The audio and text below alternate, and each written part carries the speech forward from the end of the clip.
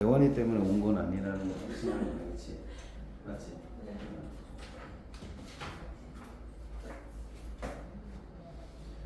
이 학기 시험 범위에 이제 중세국어가 들어가 있어요. 그래서 중세국어를 배워보려고 해요. 배울 건데 중세국어는 뭐 정확하게 얘기하면 국어 역사의 파트는 여기만 나와요. 후기 중세국어라는 파트. 여기가 뭐 하는 파트냐면 후민정음 배우는 파트예요. 후민정음 배우는 파트. 그러면 원리부터 좀 알려줄게요. 세종대왕이 한글을 만들려고 보니까 한글을 만든 이유가 뭐냐면 백성 때문에 만들었어. 왜냐면 얘네를 뭘 가르치고 싶어도 뭐가 안 돼? 교육이 안 돼. 왜 안 돼? 글자를 모르니까. 그죠? 또 이 전까지는 뭐 써서? 한자를 썼어요. 한자. 특히 신라 때는 나중에 우리 문학할 때 배우는데 향찰이라고 해서 한자를 우리나라식으로 바꿔갖고 써보려고 했어요. 근데 그게 정말로 어려워요.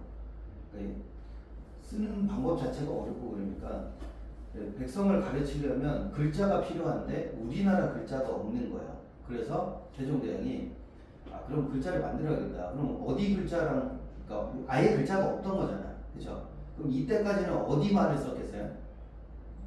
어떤 학생이 그렇게 묻던데 선생님 그러면 한글이 만들어지기 전에는 우리가 어디 말을 썼냐고 그러더라고. 그럼 중국어 했겠어요? 상식적으로 생각해봐. 그럼 한글 만들어지면서 그러니까 한국어를 했겠어? 아니 그 전에도 한국어가 있었겠어? 그치, 한국어는 있었겠지. 한국말은 있었겠지. 근데 뭐가 없는 거야? 한국 글자가 없는 거야. 이해돼? 이거는 그러니까 전 세계적으로 유례가 없는 현상이래요. 왜냐면 영어나 뭐 이런 거는 옛날부터 뭐 로마자 이런 거에서 만들어져서 조금씩 만들어서 온 거고, 그지? 그러니까 걔네는 말과 글자가 같이 만들어졌어요. 외국 같은 경우는. 이해돼? 그래서 약간 체계가 없잖아. 안 그러냐? 영어 배우기가 어렵죠?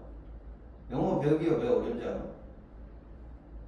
철자랑 발음이 달라. 맞지? A 글자가 뭐로 발음날 때도 있어. R로 발음날 때도 있지만 E로 날 때도 있고 어떨 때는 어이라고 발음날 때도 있고 어라고 발음날 때도 있고 다 달라. 그러니까 이게 파닉스를 배운다고 읽을 수 있는 영역이 아니에요. 단어를 발음을 다 알아야 돼. 한자는 더 어렵죠. 한자는 최소한 8,000개 이상은 알아야 8,000개 이상의 한자를 알아야 의사소통이 된대. 그러니까 편지 쓸 정도가 되려면 8,000개 이상의 단어를 알아야 된다는 거야. 내가 몇 개는 아니? 한 100개 아니 100개? 여러분들의 한자는 한 마법 천장을 해서 그쳐 있는 거 아니에요? 내가 요새 우리 아들한테 책 좀 읽으라 그랬더니 그 책도 사다 줬어요. 제가 어디 가 있느라고 방학 때 공부를 못 봐주니까 책을 사다 줬는데 저거 있잖아요. 중학생 필독서 그런 거 읽어봤어? 있죠? 필독서 있어요. 그리고 현대 소설하고 뭐 고전 소설 있는 책이 있는데 그 읽으라 그랬더니 내가 책만 보면 자. 그래가지고 와이프가 책 좀 읽으라고 막 애가 잔소리하니까 어느 날 마법 천장을 읽고 있는 거야. 중학교 2학년인데. 그래서 자기 뭐 한적 없는. 근데 그렇게 공부해도요. 뭐 그래봤자 애들이 아는 게 한 1000자 정도 아니면 많이 하는 거잖아. 지금 중학교까지 한자 배웠는데 한자 배우면 1000자 정도 하는 말. 8,000자 이상이 있어야 돼요. 이걸 어떻게 배우냐고 백성들이. 그치? 그래서 세종대왕이 글자를 만들기를 합니다. 잘 들어. 이게 왜 중요하냐면 세종대왕이 글자를 만들 때 신경 썼던 게 뭔지를 알아야 돼. 우리 한글은 왜 만든 거야? 양반들을 가르치려고 한 게 아니에요. 지배층은 이미 뭐가 있어? 한자라는 훌륭한 문자 체계가 있었단 말이에요. 필요가 없어 걔네는. 왜? 걔네는 어릴 때부터 한자 공부해가지고 이미 만 단어 이상의 한자를 다 알고 있어 걔네는. 심지어 그 한자어에 중국어 발음도 알고 있어 걔네는. 원래 한자가 중국 글자니까 다 알고 있단 말이야. 그러니까 그런 애들이 굳이 한글이 필요할 리가 없죠. 그러니까 백성을 가르치려고 만들었는데 문제는 어떻게 만들어야 배우기가 가장 쉬운지를 되게 고민하셨어요. 그러다가 제일 쉬운 건 애들이 말은 할 줄 아니까 애들이 하는 말에다가 글자를 맞춰야겠다. 이해돼? 그 말을 그대로 표기할 수 있으면 좋겠다 해서 막 공부를 하시기 시작해요. 세종대왕은 완벽주의자다가 공부벌레라는 별명을 갖고 있습니다. 얼마나 공부를 좋아하냐면 일화가 남아있어요. 우리나라 음악이 그날의 당나라 음악이나 송나라 음악을 따라서 하는 수준이었기 때문에 음악이 체계가 없어요. 근데 이제 우리나라식 음악을 만들려고 보니까 악기가 이미 중국 악기인데, 중국 악기 옛날에 중국에서 수입한 악기들이 수리도 안 되고 다 망가지고 그래서 음도 조율도 안 돼 있고 막 그러니까 엉망이니까 우리나라 악기를 만들라고 시켜요. 장형신인가? 아무튼 뭐 악기를 뭐 장형신으로 시켜서 만들라고 해. 그래서 그 사람이 가가지고 엄청 편경이라는 악기가 있는데 이렇게 바위를 얇게 잘라가지고 이렇게 걸어놓고 이렇게 치는 악기가 있어요. 그 악기를 만들어 오라고 한 거야. 그래서 걔가 만들어가지고 세종대왕 앞에서 시연을 했는데 디디디디디 이렇게 했는데 세종대왕이 이렇게 보다가 세종대왕이 이미 음악은 다 공부하시는 분이야. 딱 보더니 야, 그 5번째 거 음이 안 맞는데 이러신 거야. 그냥 듣기만 하고. 이 양반은 못하는 게 없어. 절대 음감이야. 그래서 딱 보더니 안 맞는데 그래서 걔가 가서 쳐보니까 반음이 낮은 거예요. 반음이 낮은 거 어떻게 돼? 돌을 조금 더 깎아서 나라락 쳤더니 이제 소리가 맞군 이랬다는 거야. 그러니까 이 양반은 세종대왕의 특징이 뭐냐면 자기가 모르는 건 안 시켜. 그리고 뭐 시킬 거면 자기가 미리 공부를 다 해. 그러니까 얼마나 밑에 사람이 피곤한지 아냐? 근데 제일 피곤했던 사람이 누구냐면 한글을 만든 주역이 누구냐면 지편전 학자들이에요. 그 지편전 학자들한테 이제 한글을 만들 거야 라고 얘기를 하시고 3년의 작업을 거치셨는데 할 때 처음에 이분이 막 공부를 해보니까 딱 마음에 드는 글자가 하나 등장을 했어요. 그게 뭐냐면 그 버머라는 게 있습니다. 어디냐면 티베트 아시죠? 티베트 민족이 쓰는 글자가 소리 글자예요. 소리. 그러니까 발음한 거를 그대로 뭐해? 글자로 적는 글자였단 말이야. 야, 너무 보자마자 문법인데 괜찮니? 괜찮겠어요? 2학기 시험 범위니까 미리 공부 좀 하세요. 얘는 이미 익숙해졌어. 포기했어. 난 이제 이 수업은 원래 문법을 하나보다 어차피 3시간 동안은 괴롭겠구나 이러고 생각하고 그러니까 너는 공부인데 처음 하고 괜찮을 거거든. 그래서 이 사람이 그러니까 세종대왕이 막 범어 공부를 하신 거야. 근데 티베트가 엄청 멀리 있잖아. 알아? 티베트 어디 있지? 인도 위쪽에 있는 국가인가 그래요. 거기 티베트 지역이. 그러니까 막 공부를 하시다가 티베트를 갈 수는 없잖아요. 근데 다행히 중국에 그 세종대왕이 책을 좋아하니까 책이 막 그 지편전 서고에 보면 책이 엄청 많단 말이야. 근데 거기를 이렇게 뒤져보시니까 범어 관련된 전문 학자가 있어요. 중국에. 이 범어만 전공한 대학 교수가 있는 거야. 그래서 그 밑에 있던 제가 이름을 까먹었는데 어떤 그 지편전에 가장 위에 있던 사람이 있어. 한글 만드는데 가장 큰 일조한 사람. 이 사람을 부르더니 야, 내가 한글을 만들어 보려고 했잖아. 근데 공부를 해보니까 범어 쪽이 좀 벤치마킹하기 괜찮을 것 같아. 근데 내가 공부를 하는데 야, 여기서 이게 이해가 안 되나? 얘가 어떻게 글자를 만드는지 여기서 보니 설명이 좀 이해가 안 돼. 그래서 전화 그러시옵니까? 고생이 많으십니다. 그랬더니 그럼 야, 나 궁금한데 물어보고 싶은데 내가 갈 수는 없잖아. 네가 가. 주변 학자는 그거 몰래요. 근데 옛날에 중국을 가면 두만강을 건너서 가야 된단 말이에요. 그 당시에는 뭐 배를 타고 가거나 아니면 북경까지 가야 되는 거야. 근데 북경 가는 가장 빠른 길이 뭐냐면 배 타고 가는 게 있어요. 근데 배가 가는데 얼마 걸리는 줄 알아? 1달 반이 걸려. 북경까지 가려면 1달 반이야. 그리고 북경까지 들어가면 거의 몇 주 걸려요. 그러면 가는데 2달이에요. 오는데 2달이야. 그럼 4개월. 근데 그럼 이제 세종대왕이 뭐 물어보라고 한 거를 막 메모해가지고 들고 갈 거 아니야. 그럼 가서 그 사람을 또 어렵게 만나. 그 사람이 바쁘니까 이제 중국에 있는 학자가 막 한국에서 온 애들 알긴 알겠어. 그러니까 어렵게 와가지고 이거 선생님 한 번만 만나주세요. 해가지고 만나가지고 물어봐요. 저희 왕께서 이렇게 궁금하시다는데 해가지고 물어봐요. 그러면 그래. 그런 겁니까? 알겠습니다. 감사합니다. 그러고 돌아오잖아. 그럼 갔다 오는데 4개월 걸렸잖아. 그럼 4개월 동안 또 공부하시는 거야. 세종대왕이. 그럼 걔가 돌아오자마자 출장에서 돌아왔잖아. 그럼 4개월 동안 갔다 온 거예요. 갔다 오면 오자마자 야, 근데 그게 그런 거야? 이게 잘했다 야. 근데 너 간 사이에 내가 공부를 좀 더 해봤는데 또 궁금하게 생겼어. 또 가. 이 사람이 1년에 중국을 3번 갔다 오는 거야. 4개월씩. 이해되냐? 그러기를 3년을 했어요. 나중에 그 사람이 세종대왕한테 빌었어요. 나 제발 은퇴 좀 시켜달라고. 나 못하겠다고. 그 세종대왕이 일화도 남아 있잖아요. 알아? 되게 막 따뜻한 사람이 척하고 일화 남아 있어. 막 지편잡았자가 공부하다가 이렇게 쓰러져 있으니까 뒤에 가서 뭐 용포를 벗어서 이렇게 덮어줬다는 막 일화 남아 있는데 내 생각에는 야근한 거잖아. 잘 생각해봐. 그 시간에 거기서 왜 공부하고 있겠어요? 세종대왕이 일을 너무 많이 시켜놔가지고 야근을 했을 거 아니야. 밤까지 남아서 막 하니까 가가지고 그 직원 일하던 애가 감기 걸리면 일을 못할까봐 내가 그냥 옷을 덮어준 것 같아. 세종대왕이 다정한 사람이 아니야 내가 보기에. 얼마나 일 중독자야. 일 중독자. 근데 완벽주의자야. 그래서 글자를 완성했어요. 3년을 해가지고 완성했어. 근데 얼마나 잘 만들었으면 굉장한 기능들이 많이 있어요. 근데 처음에는 약간 처음에 만들었을 때는 너무 완벽하게 만들어서 쓸데없는 게 너무 많았어요. 그러니까 실용적이지 않은 게 너무 많아. 그러니까 모든 걸 다 하고 싶으신 거야. 그 모든 거에 뭐가 있냐면 첫 번째는 문법 요소. 우리 문법 배워보면 거기 문법 있잖아. 문법도 글자에 반영을 하시려고 하고 또 하나는 뭐냐면 그 당시에는 한자가 거의 주였잖아요. 그죠? 그러니까 한자의 발음이 사람들마다 조금씩 달라. 예를 들어서 우리 영어에 보면 커피라고 써놓고 옛날에 뭐라고 읽은지 알아? 시골 할아버지는 코피라고 읽었어요. 코피. 그죠?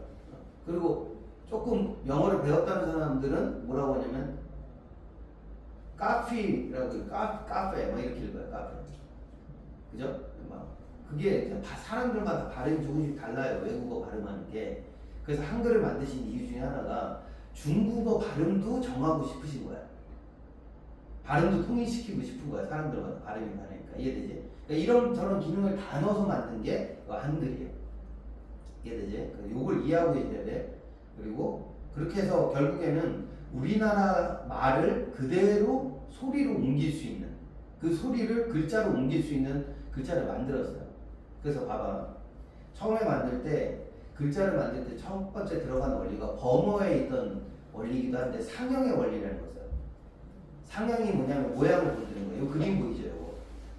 이거 뭐야? 기억은 뭘 보고 만들었냐면 그라는 발음을 할 때 기억이 혀가 이렇게 위로 올라오는 그지? 이 모양을 보고서 만들어. 느는 혀가 밑으로 눕는 모양. 느.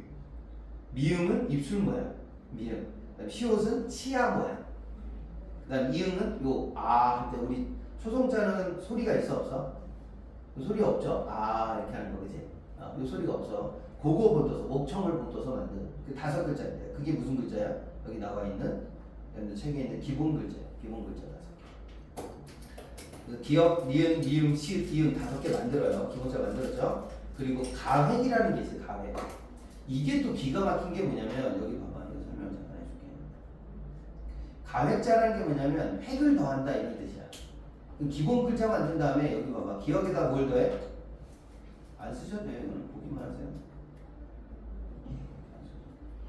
기억에다 뭘 더해? 이렇게 보복들 그죠? 왜 이래? 아이 드시면 안 돼요. 자, 기억에다가 여기 이렇게 획을 더하는 거죠. 아, 왜 이러지? 잠시만요. 제 손에 뭐가 묻었나 봐. 자, 그 다음에 디귿은 니은에다가 뭘 더하는 거야? 이렇게 획을 하나 더 더하는 거죠. 이렇게 보이시나요? 디귿도 이렇게. 갑자기 왜 이러지? 까지만 잘 쓰던 건데. 자, 이런 의미입니다. 이해되죠? 아, 저거 다 쓸 수가 없네. 이거 왜 이렇게 갑자기 보복되지? 미음은 여기다 이렇게 어떤 되지? 여기다가 이렇게 이런 식으로 보이죠? 시옷에다가 획을 더하면 지읒. 2번 더하면 뭐야? 치읒. 그죠? 그 다음에 이응에다가 아까 목청 소리 이응에다가 이렇게 더하면 히읗이 되겠습니다. 아, 당혹스럽네. 잘 되던 건데 갑자기 얘도 낯가리나 봐. 신교생이 오면 일어나. 자, 거기 봐봐. 이게 무슨 뜻이냐면 기억 소리에다가 획을 더한 게 기억인 거야. 그지? 그럼 기억이 세, 기억이 세. 킥이 더 센 소리죠. 그러니까 획을 하나 더함으로써 소리가 세진다라는 원리를 표기한 거야 여기다가. 그럼 글자가 굉장히 쉬운 거예요. 이해돼? 글자 모양을 보면 뭘 할 수 있어? 얘도 기억하고 모양 비슷하잖아. 그지? 그럼 기억을 세게 발음하면 뭐가 된다는 거야? 기억이 된다는 원리가 글자에 다 반영된 거야. 그래서 글자 모양만 봐도 어떻게 돼요? 소리를 알 수 있는 거죠. 소리를. 이해돼? 그래 영어는 발음 배우는 것도 몇 달씩 걸려요. 진짜 오래 걸리거든요. 실제로는 완벽하게 발음하기 쉽지가 않은 데 비해서 우리나라는 내가 뭐 정말 머리 좋은 사람은 하루만 열심히 배우면 다 배울 수 있어. 진짜 똑똑한. 근데 이거 그냥 좀 잘 못해. 그죠? 공부를 잘 못하는 사람이라 할지라도 할머니 할아버지도 한 달 정도 배우면 한글은 다 떼잖아. 맞지? 노인학교 이런 거 있단 말이야. 내가 어릴 때 학교를 못 가신 분들 많아요. 우리나라에는 초등학교도 못 가신 분들이 많단 말이야. 근데 그분들도 한 달 정도 한글 배우면 좀 잘 못 쓰셔도 어쨌든 그걸로 편지도 쓰시고 시도 쓰시고 할 정도가 된다는 거예요. 그만큼 한글은 뭐하게 하시고 배우기가 쉬운 글자 중에 하나입니다. 이해됐죠? 자, 근데 아까 얘기했는데 약간 오버스펙이야. 밑에 봐봐. 히읗은 알겠는데 여린 히읗이라고 했어요. 여린 히읗. 자, 이응은 소리가 없지? 히읗은 무슨 소리나? 이렇게 소리 나죠? 그럼 여린 히읗은 어떻게 될 것 같아? 히읗보다 좀 약하게 발음하면 되잖아. 어떻게 하면 돼? 막 이렇게 발음해야? 자, 우리나라 발음에 이런 게 있어 없어? 하지 이런 게 있어요? 없어요 우리나라에는. 그럼 이거 왜 만들었을까? 아까 얘기한 대로 약간 완벽하게 하고 싶으신 거야. 그래서 만든 글자가 이 여린 히읗인데 여린 히읗은 문법 표기거나 아니면 중국어 발음 표기예요. 자, 잘 기억해. 여기 파트가 이제 내신 파트에 들어간다라는 말은 현대국어하고 다른 부분이 시험에 나온다 이런 뜻이에요. 이해돼? 그럼 여린 히읗은 시험에 나올 가능성이 높아 낮아? 엄청 높은 거예요. 이해되지? 그리고 또 하나 특이한 거 보이니? 반침 특이하죠. 근데 반침 지난번에 설명해줬지. 이게 뭐예요 현상? 시옷 불규칙 현상을 설명합니다. 시옷 불규칙. 나중에 알려드리고. 또 하나 특이한 게 뭐있니? 예디응이라는 거예요. 예디응. 그러니까 옛날 사람들은 봐봐. 이응이 두 개가 있었던 거예요. 지금 잠시만요. 정말 미안해. 이거 왜 이렇게 버벅대지?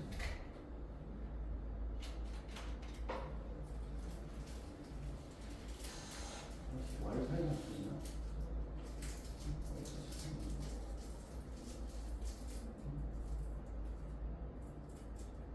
죄송합니다. 계속 필기를 못해. 자, 이거 보면 쓸 게 많지는 않은데 자꾸 이러니까 짜증나네. 자,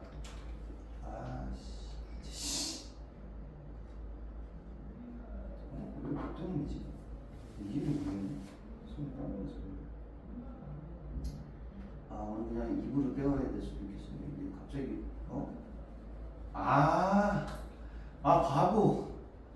바보 씨. 죄송해요. 진짜 바본가 봐. 뭐한 거야 나 진짜. 왜 자꾸 끊기지 그랬더니 저거를 점선으로 바꿔놨었어. 정말 찼어진다. 죄송합니다. 자, 이거 보세요. 앙이라는 단어 있잖아. 그치? 현대국어는 여기 있는 이응하고 밑에 있는 이응하고 어떻게 쓰지? 똑같이 쓰죠? 그죠? 그러면 이렇게 하면 되잖아. 굳이 요렇게 사과 모양으로 생긴 이응을 만들 필요가 있을까 없을까? 없어요. 요거 잘 봐. 여기 요 꼬다리 보이죠? 꼬다리. 어쩐지 계속 끊기네. 꼬다리 보이죠? 여기다 요걸 요렇게 찍어서 글씨를 쓴 거야, 이렇게. 왜 그랬을까? 자, 이게 현대국어하고 다른 건데, 이 이응이 초성에서도 소리가 나요. 자, 상상이 안 되실 텐데, 이따가 내가 보여주긴 할 건데, 지금 그냥 말 나온 게 내가 설명해 줄게. 옛날에 방울할 때 방자가 있어요, 방. 그 다음에 방울에 울자가 있어요, 이렇게. 이거. 근데 세종대왕은 일단 표기를 어떻게 하셨냐면, 그 당시는 발음을 할 때 이음자가 초성에서도 소리가 나요. 그러니까 얘가 받침에 있던 이 이음이 어디로 가? 여기 뒤에 있는 이음은 자리가 비어 있잖아요. 비어 있으니까 요 위로 올라가요, 얘가. 그럼 이 발음이 어떻게 되냐면 요런 발음이 있는 거야, 요런 발음. 그러니까 발음을 해줘 볼게. 이게 요 이음자가 비음 소리가 나야 돼. 그럼 바옹 이렇게 발음이 나요. 옛날에는 방울이라고 발음하지 않고 바옹이라고 발음했다고. 진짜 이거 원래 이거 전문적으로 하시는 분 있어요. 돌아가셨는데 그분이 막 녹음한 거 들어봤는데 실제로 이런 발음이 있더라고. 이게 한 500, 아니죠. 지금부터 한 700년 전 발음인 거야. 700년 전 사람들이 하던 발음에 바옹이라고 발음했다. 바옹 이렇게 발음했다고. 그럼 세종대왕은 뭐 하고 싶다고? 그거를 똑같이 표기하고 싶으신 거야. 그래서 이 이음을 만드신 거야. 자, 오해하시면 안 돼. 세종대왕이 글자를 만들었으니까 발음이 생긴 게 아니고요. 그 당시 사람들이 발음하는 걸 뭐 하고 싶으신 거야? 표기를 하고 싶은 거야. 그래서 글자를 만든 거야. 이해되지? 이해돼? 그래야 배우기 쉬우니까. 이해됐어? 야, 니네가 만약에 이미 영어 회화가 완벽해. 그럼 영어 배우기 쉬울까 어려울까? 겁나 쉽지. 그냥 모국어니까. 그래야 돼. 그치? 거기 철자만. 근데 미국 애들은요, 자기 이름도 제대로 못 쓰는 애들 꽤 많아요. 왜냐면 영어 자체가 어떻게 돼 있어? 발음 난 대로 쓰이지가 않다 보니까 잘 어렵잖아요. 근데 우리나라 사람들은 웬만한 사람은 자기 이름자 정도는 쓸 수 있다고. 소리 난 대로 글씨를 쓰니까. 이게 대단한 거다. 좀 이해해 주시면 되고. 여기 보면 이체자라는 개념이 있어요. 아까 얘기한 대로 기본자에다가 획을 더해서 만든 글자, 소리의 세기에 따라서 만든 글자로는 표기할 수 없는 글자가 딱 세 개야. 이응하고 리을하고 요 반치음이라는 애는 표기가 잘 안 됐던 모양이에요. 그래서 요것만 따로 만들었다 그래서 얘를 이체자라고 합니다. 원리가 좀 다르다 그래서 이해되지? 참고적으로 알고 계시면 되고. 자, 넘어갑니다. 자, 단계지 가면 그럼 자음을 만들었으니까 뭐도 만들어야 돼? 우리나라 단어는 자음과 뭘로 구성돼요? 모음으로 구성되죠. 그래서 모음도 만드셔야 되는데 모음은 문제가 뭐냐면 봐봐. 모양을 따기가 어려워. 아, 어, 오 이거 모양을 어떻게 딸 거야? 뭐 동그라미 크기로 할래? 우리 모음 변화는 뭐 때문에 하지? 전설, 후설, 그 다음에 원순, 평순, 고모음, 중모음, 저모음에 따라 소리가 달라지잖아요. 그치? 근데 그거를 글자로 쓰기는 너무 어려운 거야, 생각해보면. 이해되니? 기억이나 니은이나 디귿이나 이런 건 애초부터 혀의 모양이나 이런 게 아예 다르니까 그건 가능한데 모음은 다 똑같은 모양이 나올 수밖에 없단 말이에요. 그래서 생각하신 게 뭐냐면 상형 중에서도 요 천지인이라는 걸 쓰고 싶은 거예요. 여기 하늘, 땅, 사람을 동틀 거. 이제 여기다 표기할 거 하나 있어. 좀 적어봐. 자, 하늘은 왜 점이냐면 이 점을 이름이 뭐냐면 얘 이름이 왜 적어놓으면 아래아자예요. 아래아자. 이는 똑같은데 우리 지금 현대국어에 없는 게 이 아래아자죠. 자, 이 아래아자는 이 점은 뭐냐면 완벽한 원, 즉 태양을 나타냅니다. 태양. 아니면 우주의 아니 하늘의 완전성을 나타내는 게 점이야죠. 옛날 사람들은 구체를 완벽하다고 생각했어요. 태양이 동그라니까. 태양이라고 생각하시면 돼. 이거를 태양으로 보시면 좀 쉬운데 아래아자. 얘는 무슨 모음이야? 자, 이제 우리 좀 이따가 양성이냐 음성이냐 배울 거야. 하늘은 양성으로 봅니다. 땅은요 음성으로 봅니다. 적어놔. 사람은요 얘는 중성으로 봅니다. 그래서 하늘, 땅, 사람을 본떠서 이제 양성, 음성, 중성을 대표하는 글자 한 개씩 만들었어요. 이렇게 만든 다음에 그걸 조합하는 거야. 자, 여기는 이렇게 쓰여져 있게 한데, 자, 이렇게 볼게요. 봐봐. 오자는 땅이라는 글자 의에다가 위에다가 태양이 떠오르는 형상으로 위쪽으로 이렇게 점을 찍었어요. 이렇게. 그죠? 그럼 이건 위쪽이죠. 위에다 찍었지. 그 다음에 요건 어디다 찍었어요? 요쪽 방향, 즉 오른쪽에다 찍었습니다. 오른쪽은 동쪽을 말합니다. 동쪽. 자, 태양이 어디서 떠올라? 아래에서 위로 떠오르죠. 그제? 그리고 태양은 어디서 떠? 동쪽에서 뜨죠. 이해돼? 그래서 아와 오는요. 또 아와 오는 얘는 양성 모음에 해당한다 이렇게 보시면 돼요. 기억해둬야 돼. 양성. 그럼 우 어는 어떻게 만든 거야? 우는 아래쪽. 그 다음에 왼쪽이니까 왼쪽은 뭐야? 왼쪽은 서쪽이 되겠습니다. 서쪽. 해가 지는 방향. 이해되지? 그렇게 기억하시면 돼. 얘네 두 개는 무슨 모음? 음성 모음에 해당된다 이렇게 보시면 될 것 같아요. 이해되지? 자 그럼 양성이 몇 개야? 자 이렇게 하면 봐봐 이렇게 해서 미안해 조금 더 설명할게요.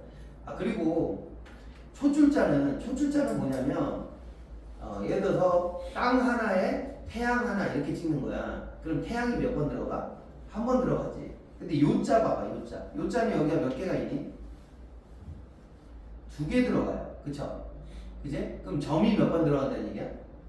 두 번 들어간다는 얘기야. 참고적으로 옛날에는 표기를 이렇게 안 했고 어떻게 했냐면 이렇게 표기했어요. 이게 요자야 옛날 표기는. 이해되지? 그럼 태양이 두 번 들어간다 이런 개념인데 이 개념은 뭐냐면 자 여기 초줄자 보세요. 오, 아, 우, 어는 무슨 모음이야? 이게 단모음이에요. 단모음. 기본적으로 여기 천지인이라고 돼 있는 얘네도 무슨 모음이야? 얘네가 다 단모음이야. 단모음. 그지? 근데 요, 야, 유, 여는 무슨 모음이야? 기억나? 이거? 무슨 모음? 지금 1학기 때 봤는데 이중모음이죠. 그래서 그러니까 원래 있던 발음이야. 단모음, 이중모음이라는 개념이 중세 때도 있어 없어? 있었던 개념이에요. 이해되죠? 근데 거기다 하나 더 찍은 애들, 즉 요와 야는 양성, 유와 여는 음성 이렇게 해서 총 몇 개를 만들어요? 11자를 만들었습니다. 그럼 아까 자음이 몇 개지? 기본 글자 5개. 자, 머릿속 떠올려봐. 가명자가 몇 개 있어? 기억 하나 있는 거 빼고 나머지 다 2개씩 있어요. 9개 있어요. 그지? 5개, 9개, 그 다음에 이체자가 3개. 그럼 총 합치면 몇 글자? 17글자가 있어요. 그지? 17글자. 그 다음에 중성모음, 즉 모음이 11개를 만드신 거야. 그럼 총 몇 개니? 28개가 된대. 우리가 오늘 세종어제 훈민정음까지는 못 볼 수도 있어요. 못 볼 수도 있어요. 제가 오늘 문학 얘기도 잠깐 해야 돼서. 그럼 세종어제 훈민정음에 보면 나라 말씀이 등기게 따라 서로 삼았지 아니하세요 이런 글 있지. 그거 이제 시험 범위 있는데 거기 끝에 가면 뭐라 하냐면 새로 몇 글자를 만들었다. 28자랄 맹가누니라고 되어 있습니다. 28글자 만들었다 할 때 이게 28글자야. 알고는 있어야겠지. 그래서 이거 학교에서 수업을 할지 안 할지 모르겠어 내가. 난 잘 모르겠는데 이거는 그냥 한국 사람이면 알고는 있어야지. 이거 나중에 니네 애들이 엄마 이거는 이게 점이 뭐야 이렇게 물어봤는데 몰라 나도 이러면 안 되죠. 이게 아래 하자라는 거야. 태양을 묻은 거야. 이 정도면 얘기해 주자. 엄마 무식한 줄 알았는데 좀 안 해. 이렇게 쪽팔리지 않게. 한국 사람이 이 정도는 알고 있어야 됩니다. 그렇죠? 그리고 양성, 음성 얘기는 이따 잠깐 드리긴 할 텐데 잘 생각해봐. 오나 아를 쓰면 어떤 느낌이 들어? 작고 이거 지금 한 개만 할 거야. 양성은 작고 가볍고 밝은 느낌을 줘요. 근데 음성은 어떤 느낌이죠? 크고 무겁고 약간 어두운 느낌을 줍니다. 적어놓으세요 이거. 그래서 오화를 쓴 단어 중에 뭐가 있냐면 얘들 촐랑촐랑거리다 이런 거 있잖아. 촐랑촐랑. 그럼 음성을 하면 어떻게 돼? 촐랑촐랑은 오화잖아. 음성을 하면 어떻게 돼? 음성을 바꿔봐. 촐랑촐랑 음성으로 바꿔보라고. 오는 우로 바꾸고 안 어로 바꾸면 되잖아. 어떻게 바뀌어? 촐랑촐랑. 출렁출렁 이렇게 된다고. 느낌이 다르지? 촐랑촐랑 출렁출렁. 예를 들어 애기가 아장아장 걸어. 이건 양성이지. 근데 애기가 어정어정 걸어. 애기가 통통해. 애기가 퉁퉁해. 느낌이 다르지? 이해되니? 비슷한 말인데 느낌이 다르단 말이야. 이게 양성과 음성 차이거든요. 이해되시나요? 실제 의미는 크게 차이 안 납니다. 안 나는데 느낌이 많이 다르다. 이런 거를 글자에 반영한 거야. 여기까지 됐죠? 그래서 양모음, 음모음에 대한 설명 다 드렸고 단모음, 이중모음도 설명은 다 한 거야. 됐지? 넘어갑니다. 자, 그 다음에 세종대왕이 이거는 훈민정음의 제자 원리, 즉 글자는 28글자로 다 만든 거야. 만든 다음에 뭐 하는 방식을 쓰셨냐면 글자를 합성하는 방식을 써요. 합성하는 방식.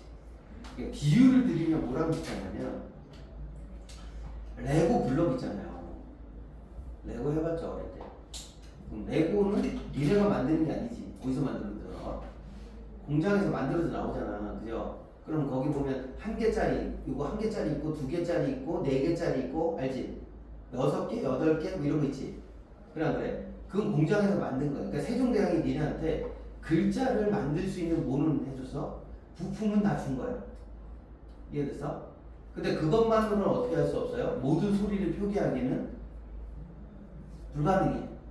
그래서 필요할 때마다 뭐 하셨냐면 요거 하나랑 요거 하나랑 결합했었어. 이걸 합성의 원리라고 하거든.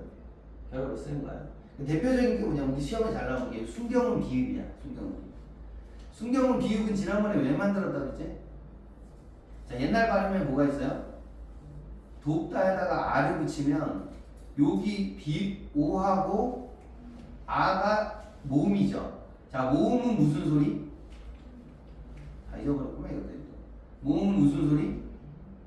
울림소리야, 울림소리. 그럼 아오 사이에 누가 껴있니? 아와 오 사이에 요 비읍이 껴있죠. 그래 안 그래? 얘는 없는 거잖아. 얘는. 그래 안 그래? 그지? 자, 그러면 어떻게 발음되지? 우리가 보통 받침은 여기 비어있으면 뒤로 어떻게 되니? 연음되죠? 그래 안 그래? 연음되지, 그지? 그럼 발음이 어떻게 되냐면 도바라는 발음이 나요. 도바죠. 원래는 자 우리는 지금 도화라고 발음하지만 옛날은 발음이 어떻게 돼? 도바라고 발음이 납니다. 그럼 도바할 때 비읍은 오와 아 사이에 껴있는 소리예요. 그럼 이 모음이 울리니까 누구도 울려? 요 비읍도 울리게 돼 있어요.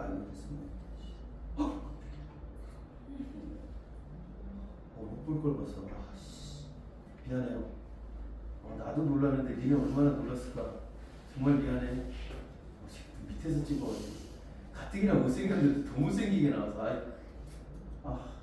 너무 힘들다. 이렇게 먹고 살아야 되는 거야? 자, 봐봐. 도바 이래서 도바. 그럼 비읍이 울려요. 세종대왕이 약간 병적이야. 이 울리는 비읍도 뭐 하고 싶어? 표기를 하고 싶은 거야. 그래서 여기다가 옛날 사람들 진짜로 이거는 발음이 있었단 말이야. 옛날에는 도화조가 아니고 뭐라고 하냐면 700년 전에는 노바조라고 하는 거다. 나 좀 노바조 이렇게 했다는 거야. 이해돼? 선생님 어떻게 알아요? 700년은 발음인데 세종대왕이 표기를 하셨잖아. 세종대왕이 저렇게 표기했다는 건 무슨 말이야? 그 당시 실제 발음도 그랬을 거라는 얘기야. 내 말이 아니? 아까 얘기했지. 글자에 맞춰서 발음하는 게 아니고 뭐야? 발음에 맞춰서 글자를 만들었기 때문에 그거까지 표기하고 싶으신 거야. 그러니까 이 모음 사이에 껴있는 비읍은 울리는 비읍이 돼요. 그래서 이렇게 쓴 거야. 도바조 이렇게.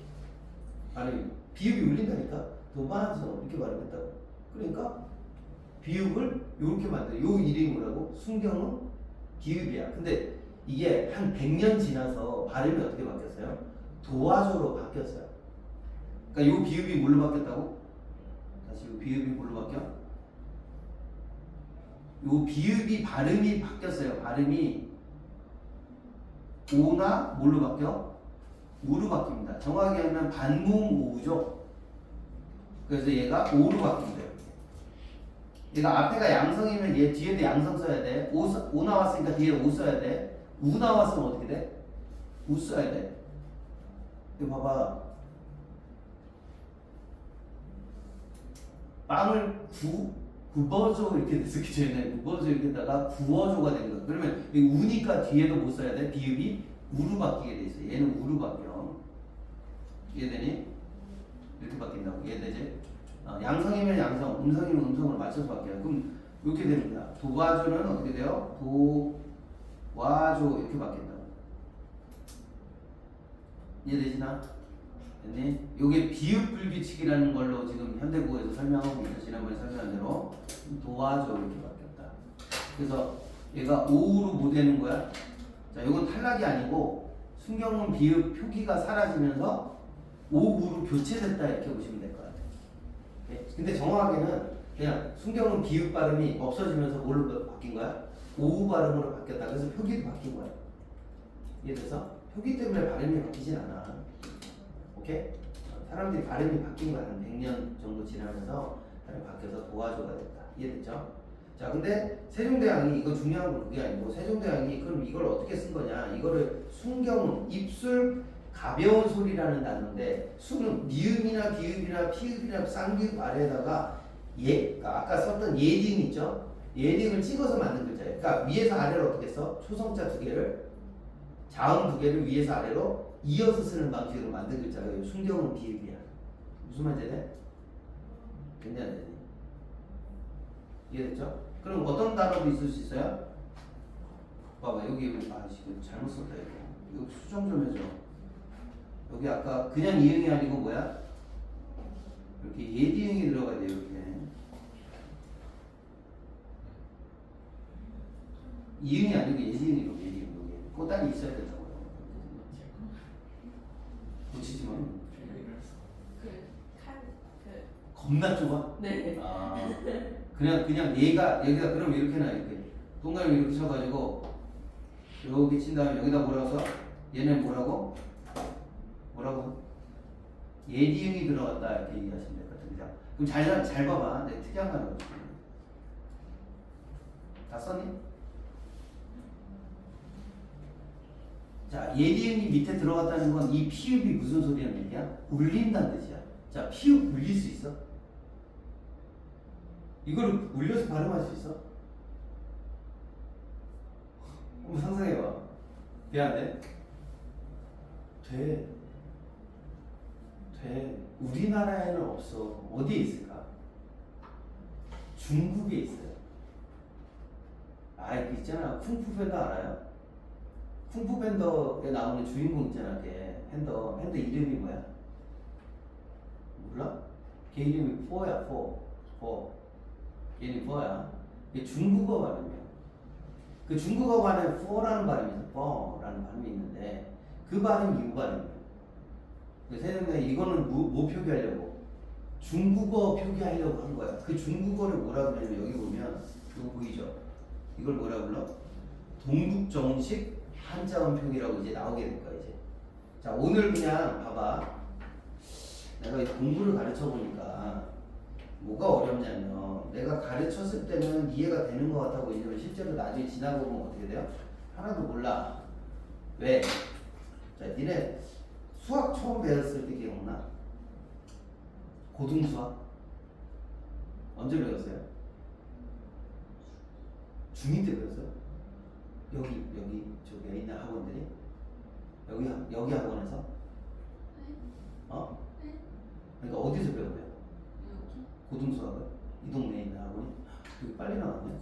너는 그때 6개월 선행이라고 하지 않았냐? 아니 같은 동네 학원인데 왜 이렇게 달라? 너는 언제 배웠어? 중3? 중3 때부터 그죠? 우리 빨리 배웠네. 우리 아들이 수학을 못하진 않거든요. 근데 이제 목동에서 학원을 다녀야 돼요. 우리 동네는 학원이 별로 없어서 그러니까 내가 사는 집이 목동이랑 가까워. 목동에 학원들이 워낙 많이 있잖아요. 알죠 그거는? 목동. 우리나라에 3대 교육지구가 있어요. 강남, 목동, 그다음에 노원, 중계동, 상계동. 그러니까 학원가가 건물이 통째로 학원이야. 아예 10몇 층짜리 건물이 통으로 다 학원이야. 다 학원. 그러니까 근데 그런 데 가면 선생님들이 되게 잘 가르치는 건 맞는데 문제가 뭐냐면 진도가 너무 빨라. 얘네는 막 초등학교 때 시작하는 데 있어. 대수학을. 얘 지금 고등학교 1학년 때 배우는 대수학을 초등학교 막 6학년 이럴 때 배우는 애들이 있다니까. 그러니까 걔네는요 수학을 몇 번 돌린 거야? 3번째 돌고 있는 거야. 지금 중학교 2학년이면 6학년 때 한 번, 중학교 1학년 때 한 번, 고등학교 2학년 때 한 번, 3번째 듣고 있다는 거야. 그러니까 얘네가 어떻게 돼? 얘는 다 알아. 근데 우리 아들 올해 처음 들었어요. 중학교 2학년 때. 그러니까 선생님도 대충 가르치시고 애들이 다 알고 있으니까 대충 가르치지. 근데 이해는 안 되지. 그러니까 얘가 처음에 막 뺏겨서 가더라고. 답지 보고 그냥 이해가 너무 안 되니까 숙제는 해가야겠고 그러니까 답지 보고 그냥 베껴서 가더라고. 근데 얘가 스트레스를 너무 받는 거야. 아니 자기 처음 듣는데 선생님이 잘 가르쳐주지 않는 데다가 막 이해도 안 되는데 진도는 계속 나가고 그러니까 얘가 스트레스를 너무 받아 하니까 와이프가 도저히 안 되겠는지 그 학원을 끊었어요. 그래서 과외로 돌렸는데 선생님이 이제 진짜로 수학을 못하는 건가 싶어서 그 선생님 오신 선생님이 이제 앉혀놓고 이제 문제를 풀어보라고 하고 질문을 몇 개 하시고 이렇게 그러니까 테스트를 해본 거지. 해봤는데 애가 이해를 너무 잘하더래. 그럼 애 잘못이야? 학원 잘못이야? 학원 잘못이지. 그러니까 학원 잘못은 아니고 학원이랑 안 맞는 거야. 거기 너무 진도가 빠르고 이러니까 안 맞아서 제가 과외 돌려서 가르치고 있는데 재현이가 그러니까 우리 아들이 요새는 아빠 고등수학 별거 아닌 것 같아 막 이러더라고. 이제 수업 한 주 했어요. 이 새끼도 정말 무슨 허세가 있어가지고 근데 할만하대. 다행이다 싶었어요. 왜냐면 수학 포기하는 줄 알았어. 그나마 잘하는 과목이 수학하는데 수학 포기하면 어떡해. 근데 내가 이걸 가르치면서 그러니까 그 과정을 보면서 니네가 약간 지금 중세국어 보면 약간 그런 느낌이겠다. 그치? 그렇겠지? 우리 처음 보니까 그래 그죠? 그러니까 근데 한 2달 있다가는 이거 가지고 뭐 해야 돼? 시험 봐야 돼. 2달 안에 시험을 봐야 돼. 그래서 오늘을 이렇게 생각하세요. 내가 오늘 다 이해하는 건 쉽지가 않다. 그죠? 다 이해하는 건 쉽지 않다. 근데 오늘 보고 한번 보고 다음 주에 또 수업할 때 한 번 더 보면 조금 이해가 돼. 그때. 그지? 그럼 그 사이에 뭐 해놔야 돼? 외워야지 어느 정도는. 야 아무리 내가 고등수학이 뭐 수학을 잘한다 그래도 원리 같은 거 개념 같은 건 좀 학습을 하고 뭐 해야 돼요? 머릿속에 암기는 해야 될 거 아니야. 그치? 기본적인 건 해야 되거든요. 그죠? 그러니까 낯설어서 좀 어려운 거는 시간이 지나면 해결이 돼 안 돼? 해결이 된다. 선생님이 뭐 못 가르치진 않잖아. 가르치는 능력은 있으니까 가르쳐 줄 테니까 천천히 공부를 계속 해라. 이게 하다 보면 근데 사실 하기 싫은 영역이에요. 내가 보기에는. 근데 조금씩 해라. 이해되니? 하다 보면 괜찮아진다. 그래서 처음엔 다 낯설어. 동북정식 한자어 표기가 뭐야? 이거 다음 시간에 다시 얘기한다. 오케이? 나 그리고 참, 너 얘기 들었니? 다음 주에 휴가니? 진짜요? 아 맞아 들었어요. 기뻐하시는군요. 아니에요. 너도 얘네랑 뭐 비슷한 부류 같다 해서 그냥 수업만 안 하면 무조건 좋고 그지? 아무튼 제가 이제 다음 주는 날짜를 보니까 15일이 빨간 날이고 그리고 여러분들 계약한 지 얼마 안 되는 상태가 굉장히 매로합니다. 내가 보니까 이렇게 좋지 않아요. 학교 가자마자 애들이 막 비용거리고 주말에 그러기도 하고 여러 가지 고민하다가 저도 다음 주에는 조금 쉬어야 될 일이 생겨서 그럼 이럴 거면 휴강을 하지 뭐 이렇게 해가지고 제가 휴강을 말씀드리면 휴강을 좀 하는 거예요. 계약하고 좀 편하게 좀 쉬시라고 하는 거니까 다음 주에 대신에 그러면 우리가 2주 있다가요. 오늘 보고 나면 2주 있다가 이제 저 오늘 놀러 간 인간은 저 3주 있다가 그랬네.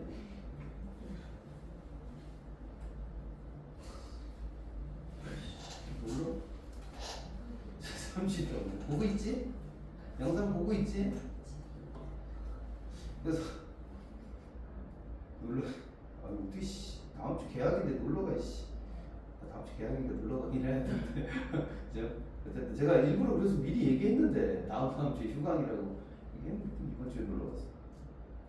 없는 애 얘기하면 좀 그렇고 어쨌든 할 거니까 그때까지는 좀 복습을 조금 해놓으시면 좋겠다. 알겠죠? 문법은 암기를 하셔야 돼요. 그래서 이번 주에 하시고 여러분들 문장 아직 완료 안 되신 분들은 문장 공부 좀 해놓으시고 알겠지? 그래서 과제를 제가 매일 보내드릴 테니까 공부를 하시면 좋겠습니다. 자 그리고 여기 넘어가 봐야지. 동북정식 한자음 표기라는 게 뭐냐면 이건 적어놓으세요. 외우셔야 돼. 이거는 적으면서 외워. 중국어 발음을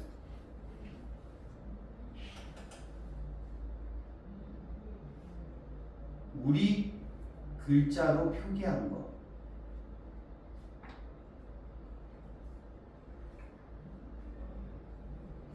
중국어 발음 우리 글자로 표기한 게 동국 정운식 한자어 표기라는 거예요. 이해되시나요? 요새 우리 간판 같은 데 보면 옛날에는 그냥 이건 쓰지 말고 옛날에는 커피숍을 뭐라 그래서 카페라고 그랬습니다. 아시나요? 카페라고 쓰는 사람도 있고 카페라고 쓰는 사람도 있고 카페 요즘 뭐라고 쓰지? 뭐라고 쓰냐? 카페라고 쓰지 요새. 그죠? 이게 통일한 거예요. 그래서 얘네 옛날에 여러 가지로 썼단 말이에요. 근데 한글로 이걸 통일하는 거야. 마찬가지로 중국어 발음이 사람들마다 조금씩 다르니까 뭘로 표기하는 거야? 한글로 통일시켜준 거야. 그게 동국정식 한자어 표기라는 거야. 요즘 우리가 쓰고 있는 외래어 표기법에 해당됩니다. 외래어 표기법.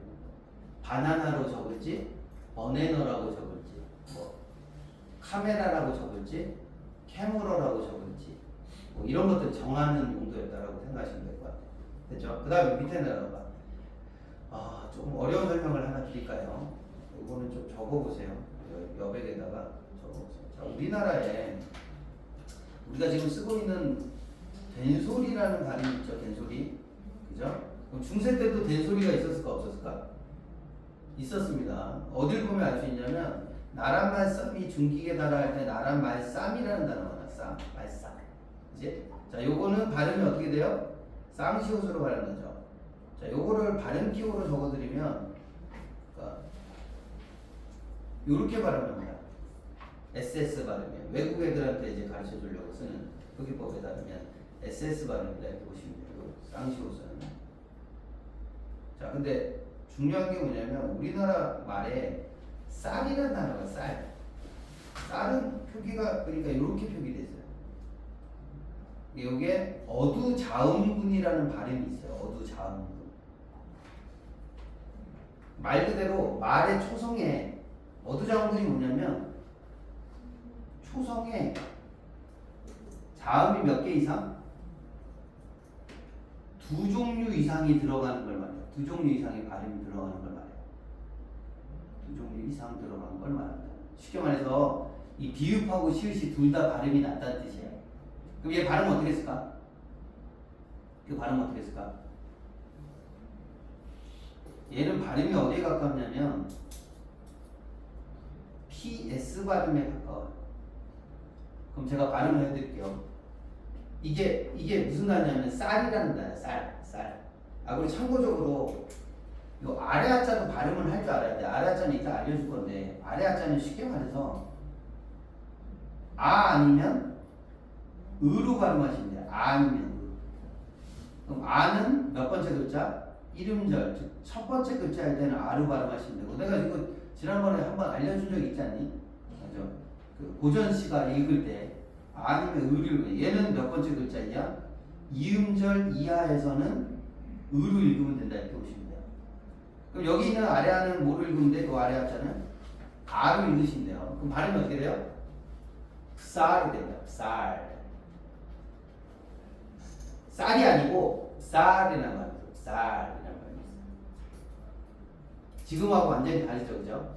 이런 발음이 두 개가 있었다. 그러니까 쉽게 말하면 된 소리가 종류가 두 개인 거야 옛날에. 이해돼? 근데 같은 거 두 개 발음하는 게 있다고. SS 발음, 말쌈 이렇게 하는 발음이 있고 또 하나는 다른 거 두 개 하는 게 있어. 쌀 이런 발음이 있었다. 이해하시면 될 것 같아요. 그렇죠? 이거 나중에 어떻게 됐을까? 하나로 합쳐졌죠. 그러니까 지금 우리가 쌀이라고 발음하잖아. 쌀. 이제 PS가 뭘로 바뀌는 거야? SS로 바뀌게 돼요. 나중에 결국에.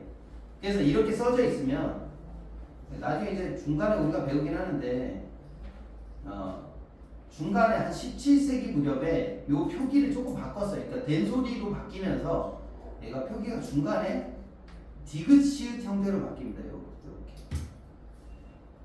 이것도 여러분들 그러니까 고전 시가 보다 보면 가끔 나와요. 앞에가 디귿으로 되어 있는 경우가 있는데 디귿으로 되어 있는 거는 얘를 뭐로 읽으라는 뜻이야. 얘를 이 시옷을 무슨 소리로? 된소리로 읽어라 이런 뜻이에요. 그럼 어두장군이라는 소리가 나중에 시간이 지나면서 뭘로 바뀐다? 뭐로 바뀌어? 된 소리로 바뀌어갔을 거라고 알 수 있는 거지, 그지? 그래서 그냥 디귿시읒이라고 써놓고 읽기는 뭐라고 읽어? 그냥 쌀이라고 읽으면 된다. 쌀이라고. 이해됐죠? 정확하게 아래 하자를 찍어야 되는데 이건 일단 넘어.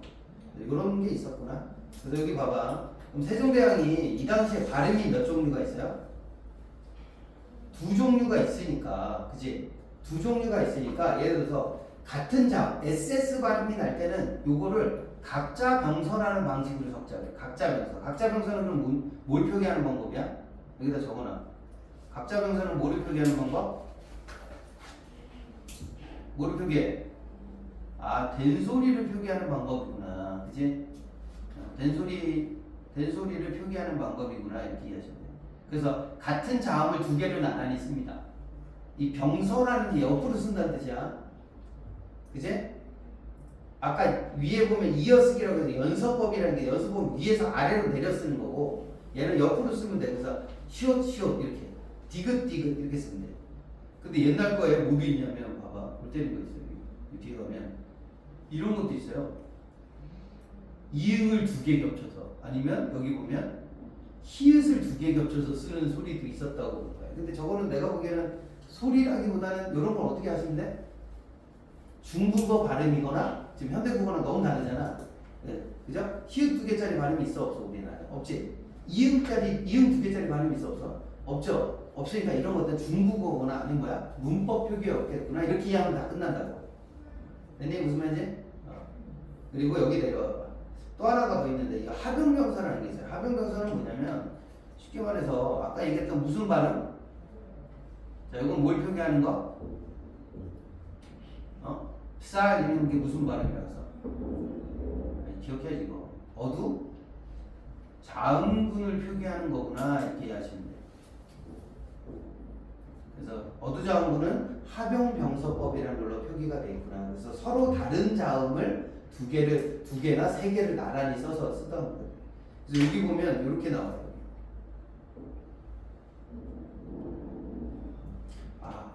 그 설명을 잘못했구나. 갑자기 헷갈렸어. 미안해. 이거 좀 수정 좀 하고 올게. 디귿시읒이 아니고 시읒 이렇게 바뀌었어. 이렇게. 근데 이런 것도 있어. 예를 들어서 이게 왜 필요하냐면 기억 이렇게 쓰는 것도 있어요. 이렇게 쓰는 거. 이거. 자, 이거 발음 어떻게 하면 돼? 스꿈이라고 발음하시면 안 돼요. 자, 기억을 무슨 소리로 하면 돼? 이거 뒤에 있는 기억을 된 소리로 발음하시면 돼. 그럼 꿈 이렇게 읽으시면 돼. 이해되지? 되네? 자, 네. 자, 요거 어떻게 읽어 그러면? 따라고 읽으시면 돼. 따. 이제 그래서 따름인이라 이렇게 나와요. 따름인 나오면 뒤에 거는 그냥 무슨 소리 읽어? 된 소리 읽는데 이걸 쉬우게 하면 병사라는데 여기 있습니다. 여기. 그래서 꿈, 또, 뿌리다 이렇게 읽으면 돼요. 다 그냥 된 소리 읽으시면 돼. 뒤에 걸로. 됐지? 됐고.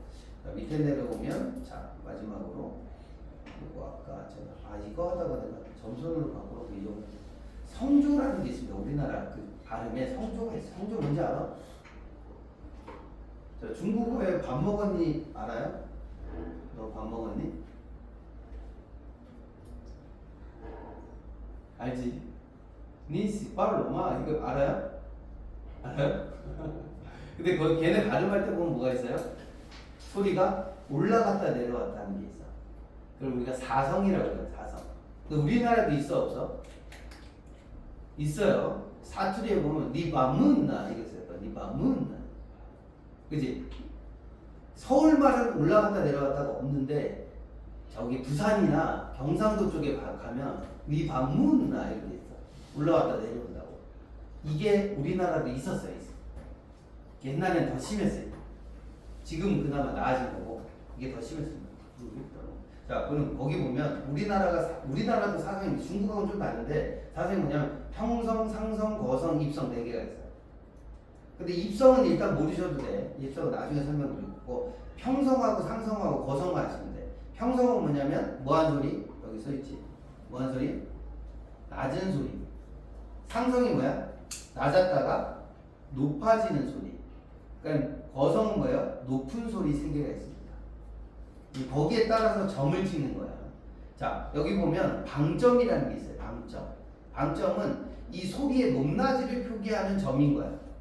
점이 하나도 없으면 낮은 소리. 점이 두 개가 있으면 낮았다가 높은 소리. 상성이라는 거고. 점이 하나밖에 없으면 거성, 높은 소리라는 거야. 자, 여기 보면 근데 내가 미리 점을 찍어놨죠. 나 여기 보면 여기 좀 있죠. 여기 두 개, 여기 하나 이렇게 찍혀있고 여기 아무것도 안 찍혀있죠. 그래? 자, 그럼 봐봐. 이거 봐봐. 이 소리가 낮으면 밑에다가 밑줄 긋고 여기 점선 기준으로 밑에다가, 그지? 소리가 높으면 점선 위에다 긋고 낮았다가 높은 건 이게 두 개를 연결해서 찍으시면 돼. 한번 그려봐. 밑에 그림에다가. 이제 그려야 돼. 어디? 그려봐. 그려보세요. 빨리.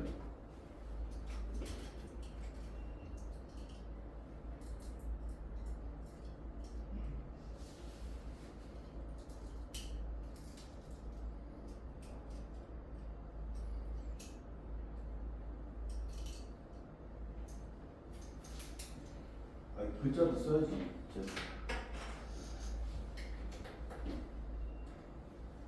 글자도 좀 쓰세요.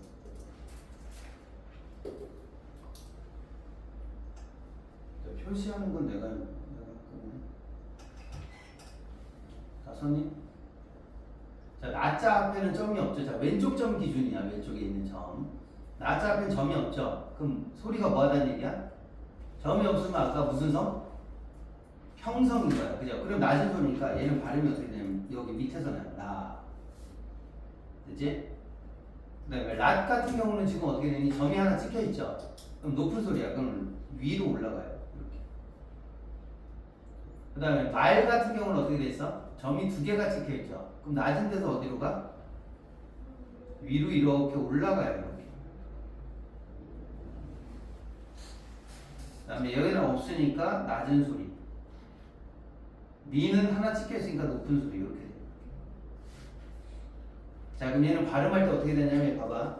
나라 말 사민 이렇게 발음해. 옛날 사람들이 실제로 그렇게 발음했다고 봅니다. 나라 말 사미 막 이렇게 말할 때 나라의 말이 뭐 이렇게. 왜? 표정이 왜 그래? 이건 오랜만에 이거 병실을 만나 이렇게 좀 그런 거예요? 아니요. 내가 교육을 위해서 이렇게 몸을 사용하고 있는 거 아닙니까? 실제로 옛날 사람들이 발음이 이렇게 했을 거다 이렇게 보인다라는 거야. 되셨습니까? 됐죠? 그러면 현대국어랑 많이 다르죠? 이제 잘 가십시다.